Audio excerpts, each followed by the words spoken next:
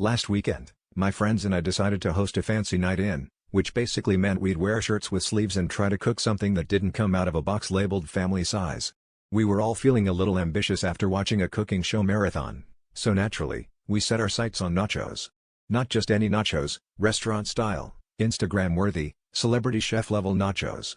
You know, the kind that comes with a drizzle, a dollop, and a price tag that makes you question your life choices. We figured the secret was layers. More layers, more flavor, said Jeff, who had once watched half an episode of Chopped and now considered himself a culinary authority. So we started stacking: chips, cheese, beans, salsa, jalapenos, sour cream, guac, and then, repeat. 7 layers in, our creation had grown into something less like a plate of nachos and more like a tortilla-based Jenga tower.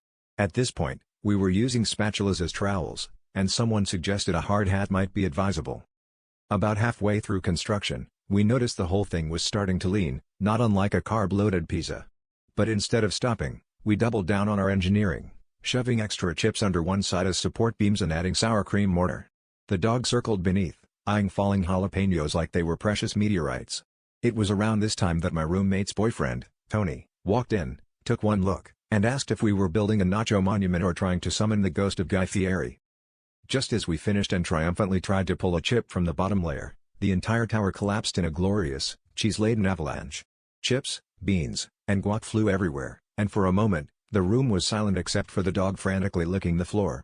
That's when Jeff, with a straight face and a cheese mustache, declared, "Well, I guess it wasn't nacho average architectural achievement.